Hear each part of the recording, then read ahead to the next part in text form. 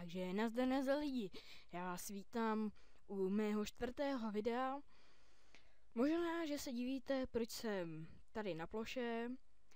Nebojte se, nebude to informačka, ale bohužel tentokrát nebudu ani natáčet redstony.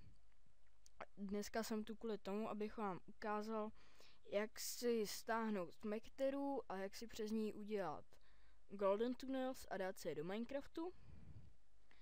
Takže otevřete si Google a do vyhledáváčku si zadejte už to MC ne, takhle MC teda a klikněte hnedka na to první. Dále tady máte nějaký ty nápisy, takže ho opište. Já tady mám T A H E, zrovna dobrý, který se dá přečíst. A jakmile se vám to stáhne, což já už to mám stažený, tak si to vykřížkujte. A tady předtím, než si teda spustíte tu Mekteru, tak si dejte do startu procento a pp data. To nesmíte zapomenout, to je důležitý. A přesuňte si složku .minecraft sem. To vám vysvětlím později, proč to máte udělat. A teďkon si teda dejte tady a dejte si tu Mekteru. Já doporučuji si ji otevřít v WinRARu, ale pokud máte zipko, tak si to otevřete v zipku. To je vlastně jedno. Takhle, tohle si to vykřížkujte a přesuňte si to na plachu. Teďkon si můžete konečně spustit Mekteru. A tady máte takový zajímavý obrázek MC Terra s kostičkou hlíny. A map name. To vám je vlastně k ničemu, protože tady nemůžete dělat mezerníky, takže si to přejmenujete až jakoby v Minecraftu. Vidíte, mačkám mezerník a nic mi to nedělá. Takže tak. Tady máte map size. Tu si tam nechte, jakou tam máte, protože když si tam dáte větší, tím díl se vám to bude generovat. Takže vlastně a je to úplně to samý. Jinak tohle už si tady můžete nechat tak, jak to máte. A teď nás bude zajímat word type revive. Aspoň myslím, že se to tak čte. Tady máte flat map, original map like notch, forest map, desert map, Floating Island, to fakt neznám, co to je a bohužel tady není ani obrázek. Planetoids. Pokud si vzpomínáte, tak točilo je pár let's playerů, nebudu je teď jmenovat, nechci jim dělat reklamu. Ale podle mě víte, koho myslím. A tady máte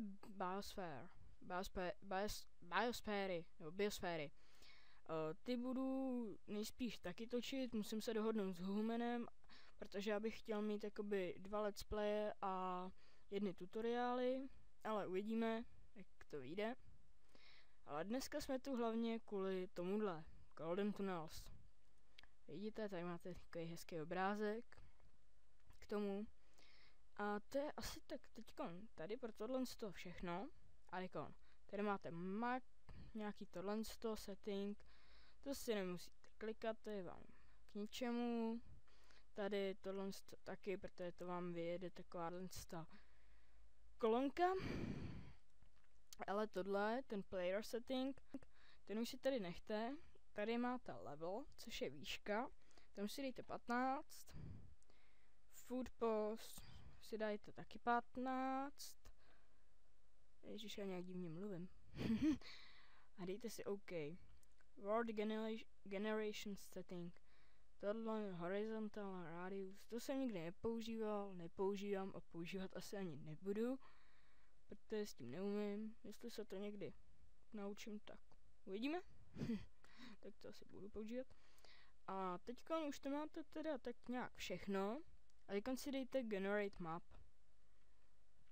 A tady to je právě že ten důvod, proč jsme si měli přetáhnout tu .minecraft na plochu, protože vy normálně máte tady, já ji mám většinou teda v disku D, users, takhle. A tady někdy by měla být teda ten,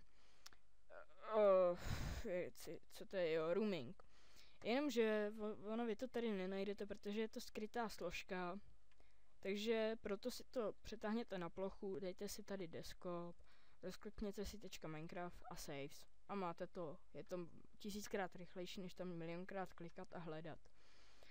Teď si teda dejte save a začne se vám to generovat. Vidíte, já nevím, co to tady píše, tady je nějaká chyba textu. Tu, nech, chain, neznám, nevím, co to ani znamená v angličtině, takže tak. A za chvíli by vám to mělo napsat generation map is, já nevím co, complete, jo.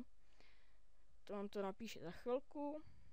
U mě to většinou trvá okolo těch 40-50 sekund. Uvidíme, jak dlouho nám to bude trvat teďkon. Pořád se to nevygeneroval. No tak já se zatím aspoň napiju.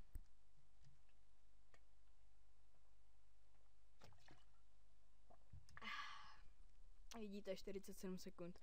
Mňam, RC kolo. Hustý. Teď mě něco napadlo. Já dám na náš Facebook anketu, jaká kola je nejlepší. Zahlasujte. Pak uvidíme, kolik lidí má rádo Coca-Colu, kolik lidí RC kolu a tak dále. Takže teď už bychom to tam měli mít. Ten save se můžeme rovnou kouknout. Vidíte, máte to tady. A teďkon, jelikož když vy si teďkon spustíte Minecraft, tak on vám nepůjde, jelikož tu .minecraft máte na ploše. Takže vy si musíte zase zadat procento up data, otevřít si to, já jsem to napsal samozřejmě blbě, takže to musíte zase zavřít, procento up data. Tak a teďkon si to přesuňte zpátky. Vidíte? A teďkon by vám měl Minecraft běžet. Nedivte se, že to startuju přes tu konzoli, vytvořil jí Donat. Je to takový rychlejší Minecraft. Takže proto ji používám. A teďkon, jestliže jste to udělali správně, tak tady máte mít New Map. A teďkon vlastně si to můžete přejmenovat jak chcete. Já si to přejmenuji na YouTube Golden Tunnels. Tak, vidíte, přejmenuji si to a mám to tady. Dneska to nebudu spouštět, jelikož dneska z toho nechci mít let's play. Je to takový tutoriál, se dá říct. Tak dále. A tohle by teda mohlo být asi tak pro dnešní díl všechno. Takže já vám děkuju za zhlédnutí. Pokud se vám toto video líbilo, dávejte lajky, určitě nás to potěší, dávejte odběry, protože čím víc odběrů, tím víc videí. Čím víc videí, tím líp pro vás. A jakmile dosáhneme 200 odběratelů, tak požádáme o partnerství a pak ty videa budou i delší. Takže vy se budete mít na co koukat a denně bude vycházet nejméně jedno, ale to doopravdy nejméně, protože nejspíš budou vycházet i 2. Podle toho, jak si rozdělíme nějaký ty prostě, já že jo, budu mít Golden Tunnels, Redstony a nejspíš ty biosféry, pokud ukecám humana a tak dále. Takže to je vlastně pro dnešní díl všechno. Děkuji vám za zhlédnutí a zatím čau čau.